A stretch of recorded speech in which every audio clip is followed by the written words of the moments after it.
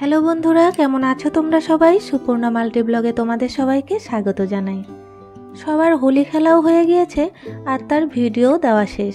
আর আমি দেখো আজকে বিউটি আর রাই যাচ্ছে বসন্ত উৎসবে, তো সেই দিন থেকেই কিন্তু ভিডিওটা শুরু করছি। একদমই সময় পাচ্ছি না ভিডিও দেওয়ার। এর কারণ হলো এই কদিন থেকে আমি প্রচণ্ড ব্যস্ত আছি। এই যে আজকে ওরা যে বসন্ত উৎসবে যাচ্ছে আমাদেরকেও বলেছিল যেতে, কিন্তু আজ দুপুরে না আমাদের ওই আখড়াতে নিমন্ত্রণ আছে। যে দুদিন তোমাদেরকে কীর্তনের ভিডিও দিলাম এটা তার পরের দিন। তো কীর্তনের শেষের দিন কিন্তু দুপুরে ভোগ হয় আর রাতে খিচুড়ি খাওয়ানো। তো এই কারণে বাড়িতে আজ রান্না বাড়া নেই, তো আমরা যাব আজকে দুপুরে ওখানে নিমন্ত্রণ খেতে। তো সেই কারণেই আর বসন্ত উৎসবে যাওয়া হলো না। আর এই দেখো আজকে ফুল গাছের অবস্থা। সেদিন এত ফুল ফুটেছিল, মনের আনন্দে ভিডিও করেছিলাম। কিন্তু আজকে তোমাদের দেখাচ্ছি যে প্রতিদিন আমি কিন্তু গাছটাকে এমনই দেখি, কারণ সকালে সবাই এসে ফুল নিয়ে চলে যায়। কাকিমা এখনো আসেনি। ওই যে আজকে আবার বর্মশাই দাড়ি কেটেছে, কালকে দীক্ষা নেওয়ার জন্য যে পরীক্ষা হবে তো সেখানে যেতে হবে। আর আজকে সকালেই কিন্তু কীর্তন শেষ হয়েছে, এই দেখো। তাই আজকে দুপুরে সবার নিমন্ত্রণ, যারা এখানে সদস্য আছে। ওই দেখো এ মা, ভোগ কীর্তন শেষ হয়ে গেল মনে হচ্ছে, নাকি হবে। তো এই দেখো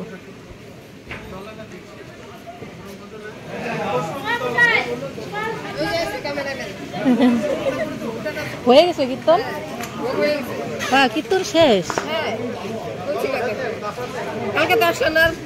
না, পরে আর আসি নাই, ওই যে মেয়ের জন্য আসি নাই। এ গেল সেই কত রাত্রে। হ্যাঁ রান্না হয়েছে, ভোগের রান্না কিন্তু শেষ। ওখানে হচ্ছে ওই সন্ধ্যের সময় যে সবাই খিচুড়ি খাবে সেটা। হ্যাঁ তেল ঢালে। এটা কি খিচুড়ি? আসলাম বাড়ি থেকে, এটা খিচুড়ি? এত বড় হাঁড়ি? হাঁড়িটা অনেক বড়।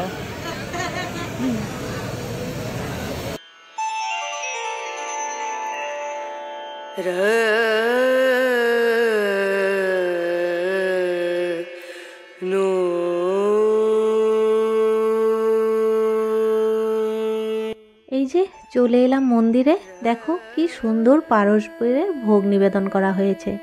তো এখানে একটু ভোগ দর্শন আর ভগবান দর্শন করে নিলাম। তারপর এখানে দক্ষিণা দিয়ে প্রণাম করে চলে যাব খেতে। তা আমরা ভেবেছিলাম পরেই বসবো, কিন্তু বড়মশাই বলছে যে এই প্রথম বেসেই বসে যাও। কারণ এই সব জায়গায় কি হয় বলো তো, কোনো তো ওই নির্দিষ্ট পরিমাণ মানুষের নিমন্ত্রণ থাকে না, তো যার যার ইচ্ছে হয় প্রসাদ খেতে চলে আসে। তো সে কারণে শেষের দিকে অনেক সময় কিন্তু প্রসাদ অনেক কিছুই পাওয়া যায় না। তো সেই কারণেই বড়মশাই বলছে যে প্রথম দিকেই বসে যাও। কিন্তু আমার জন্য কেমন লাগছিল যে এসেই খেতে বসে যাব, কেমন একটা লাগে। কিন্তু বড়মশাই রাগারাগি করছিল বলে শেষমেশ বসতেই হলো। ও নিজে যদি শেষের দিকে খাওয়া না পায় তাতেও কোনো আসে যায় না, কিন্তু আমরা যদি খেতে না পারি তাহলে ওর খুব খারাপ লাগে। অথচ বাড়িতে কিন্তু ওই বেশি খাদ্যরসিক, মানে ওরই কিন্তু খাওয়ার প্রতি ঝোঁকটা বেশি। কিন্তু যখন অনুষ্ঠানে ও কোথাও খাওয়া দেয় না তখন দেখি যে ওর কোনো খিদেই পায় না, ও তখন আর খেতেও চায় না। কিন্তু আমাদের খাওয়ার জন্য কিন্তু খুবই তোড়জোড় করতে থাকে।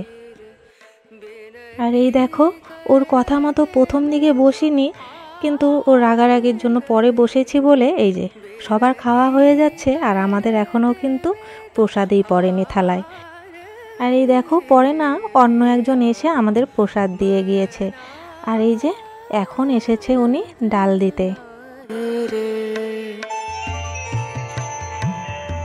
আজ দাড়ি কেটে কত ভালো লাগছে দেখো তো, কিন্তু কিছুতেই দাড়ি কাটতে চায় না। কাল যেহেতু আমরা কোচবিহার যাব, ওই যে রামকৃষ্ণদেবের দীক্ষা নেওয়ার জন্য পরীক্ষা দিতে হয়, সেটা হয়তো তোমরা অনেকেই জানো। তো সেই পরীক্ষা দিতে যাব বলেই কিন্তু দাড়িটা কেটেছে। এই যে কদিন এখানে কীর্তন হয়েছে তবুও কিছুতেই ওর দাড়ি কাটাতে পারিনি।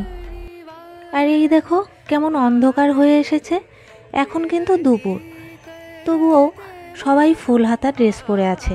এখন তো গরম পড়েই গিয়েছে, কিন্তু আজকে না সারাদিন ঝিরিঝিরি বৃষ্টি হচ্ছে বলে আবার একটা ঠান্ডা দিয়েছে। আর এটাই কিন্তু শেষ ঠান্ডা। গরম পড়ার আগে কিন্তু একটা প্রচণ্ড গরম দেয়, আমরা তখন ভাবি যে শীতের ড্রেস তুলে দেব, তারপর আবার কিন্তু একটা ঠান্ডা দেয়। তো সেই শেষ ঠান্ডাটাই আজকে দিয়েছে। রাতে আবার খিচুড়ি করেছিল আকরায়, কিন্তু আমি আর যাইনি, তাই বর্মশাই বাড়িতে নিয়ে এসেছে।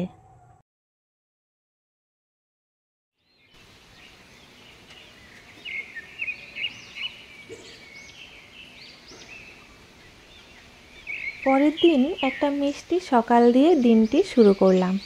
এখন বাজে 6:45। আমরা আজকে ভোরবেলায় উঠেছি।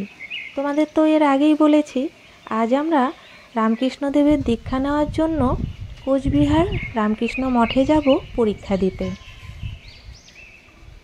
সকাল সকাল দেখো প্রচণ্ড হাওয়া দিচ্ছে আর এত ঠান্ডা লাগছে। কি করব, এই ঠান্ডার মধ্যেই কিন্তু আমাদের স্নান করে নিতে হয়েছে। তো আমাদের দুজনেরই স্নান শেষ আর আমরা কিন্তু এখন রেডিও হয়ে নিয়েছি। এখন প্রায় 6টা বাজতে চলে, হাতে 2 ঘন্টা সময় নিয়ে আমাদের বেরোতে হবে, কারণ এখান থেকে কোচবিহার যেতে 1 ঘন্টা লাগে আর তার উপরে গাড়ির জন্য দাঁড়াতে হবে। আর আমাদের সাথে নিয়ে যেতে হবে আধার কার্ড আর প্যান কার্ডের জেরক্স। আর এটা স্বামী স্ত্রী দুজনেরই নিয়ে যেতে হবে, কারণ দুজনেই যেহেতু জোড়া দীক্ষা নিচ্ছি। আর এদিকে এই 4টে বই দিয়েছিল পড়ার জন্য, এগুলো পড়েই কিন্তু পরীক্ষা দিতে হবে। বইগুলো সাথে নিয়ে আমরা বেরিয়ে পড়েছি।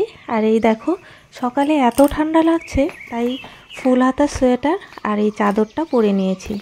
আর দুপুরবেলায় তো প্রচণ্ড গরম পড়ে, তখন এই ব্যাগে ঢুকিয়ে নেব, তাই পাতলা চাদর নিয়েছি। আর জানো তো, এই যে শাড়িটা আমি পরে আছি, এটা কিন্তু আমি প্রিয়ার সাধে পরে যেতে চেয়েছিলাম।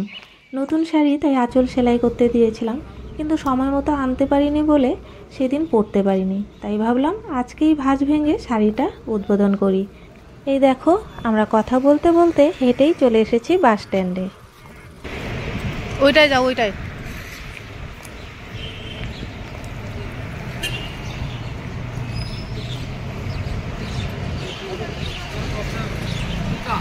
এই বুড়ো বয়সে পরীক্ষা দিতে হবে, এটাতে পাস ফেলের কোনো ব্যাপার না হলেও দীক্ষা কিন্তু ফেল করলে দেবে না। তো এটা একটা ভয় আছে মনের মধ্যে, তাই কিন্তু সেই ছোটোবেলায় যেরকম পরীক্ষা দিতে গেলে ফিলিংসটা হতো সেটাই হচ্ছে। আর এদিকে ওই যে বর্মশাই দেখো মোবাইলে কিন্তু সব স্ক্রিনশট মেরে এনেছে, তো সেটাই পড়তে পড়তে আসছে। তবে আমার কিন্তু এত টেনশন নেই, কারণ আমি কিন্তু প্রায় মুখস্থ করেই এসেছি সব কিছু, যেটা ধরবে মোটামুটি পেরেই যাব। স্কুলে যখন পরীক্ষা দিতাম তখনও কিন্তু সমস্ত কিছু পড়া থাকলেও কেমন একটা যেন পেট ফাঁকা ফাঁকা লাগতো। তো তেমনটা কিন্তু এখনও হচ্ছে।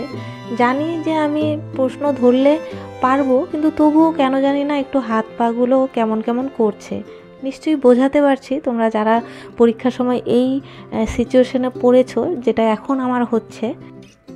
তবে আমার থেকে ভেতরে ভেতরে বর্মশাই বেশি টেনশন করছে, যেহেতু ওর একদমই পড়া হয়নি।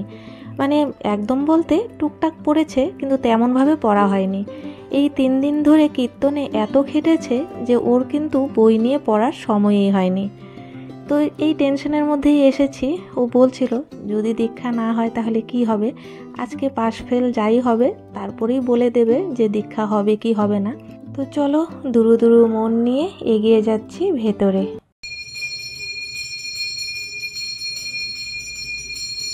ওদিকে মন্দিরে প্রণাম করে দক্ষিণা দিয়ে এদিকে চলে এলাম পরীক্ষা দিতে। তো আমাদের একটা স্লিপ দিয়েছে, যার মধ্যে আমাদের কিন্তু একটা নাম্বার রয়েছে। তো সেটাই আমাদের রোল নাম্বার, আর ওই নাম্বার অনুযায়ী আমাদের ডাকবে আর আমরা ভেতরে যাব, তারপর আমাদের ইন্টারভিউ নেবে। তো এখনও কিন্তু সবাই এসে পৌঁছয়নি। এখানে আমরা হয়তো 20-25 জনের মতো আছি, আর আমরা ফালাকাটা থেকে 100 জন নাম দিয়েছি। তো এরকম নানা জায়গা থেকে আসবে, জানি না কতজন দীক্ষার্থী, তবে আমাদের ফালাকাটা থেকে কিন্তু 100 জন। আর আমাদের স্লিপে নাম্বার ছিল 24 আর 25। কিন্তু আমাদের যখন ভেতরে ডেকেছে তখন আমরা মাত্র 12 জন ছিলাম। তো সেই কারণে 12 জনকে একবারেই ডেকেছে, আর 2টো প্রশ্ন করেছে। তো সেটা সবাইকে একসঙ্গে করেছে, তাই তেমন কোনো সমস্যা হয়নি। যে ভয়টা ছিল সেটা একদম কেটে গিয়েছে। আসলে ভগবান আমাদের সাথে ছিলেন। আমরা তো যে কীর্তনে যখন গিয়েছিলাম তখন এই টিপটা পরেই কিন্তু আমি সূর্য পূজায় সিঁদুর নিয়েছিলাম। তো এই টিপের মধ্যে আমার সূর্য পূজার সিঁদুর রয়েছে। আজকের এই শুভ দিনে আমি এই টিপটা পরে এসেছিলাম। আর বরমশাই 3 দিন কীর্তনে যেভাবে খাওয়া দাওয়া পরিবেশন করেছে, অনেক খেটেছে, তো সেই কারণে বইগুলো পড়তে পারেনি। তো ভগবান তার ফলস্বরূপ হয়তো এই যাত্রায় আমাদের বাঁচিয়ে দিয়েছেন।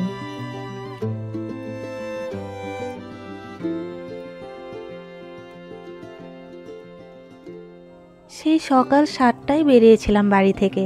তারপর বাস স্ট্যান্ডে এসে একটু চা বিস্কুট খেয়েছিলাম। তো এখন বাজে 11:30, তাই বরমশাইয়ের প্রচণ্ড খিদে পেয়ে গিয়েছে।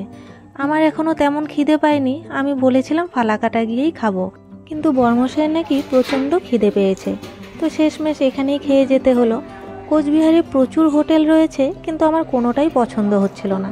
এই হোটেলে এর আগেও একদিন এসে খেয়েছিলাম। হোটেলটা খুব পরিষ্কার পরিচ্ছন্ন, খাবারগুলোও ঘরোয়া, দামটা একটু বেশি হলেও ওখানেই খেয়ে নিলাম।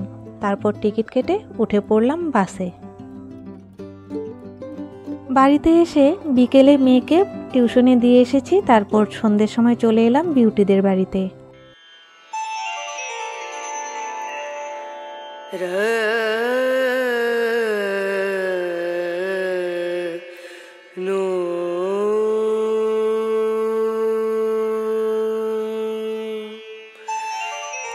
আজ বৃহস্পতিবার, দোল পূর্ণিমা। আজকে কিন্তু আমার শাশুড়ি মাও ভোগ দিয়েছেন, কিন্তু দুপুরে। তখন তো আমরা গিয়েছিলাম ওই যে পরীক্ষা দিতে, আর রাতের বেলায় কিন্তু বিউটি দিয়েছে পুজো। আজকেও প্রথম ঠাকুর পেতেছে, তাই এখানেই এসেছি। আর একটু আমরা জোগাড় করে দিলাম ওর খিচুড়ি লাবড়াতে। তো চলো, ভিডিওটা আজকে এখানেই শেষ করছি। ভালো লাগলে লাইক কমেন্ট শেয়ার করে দিও। টাটা।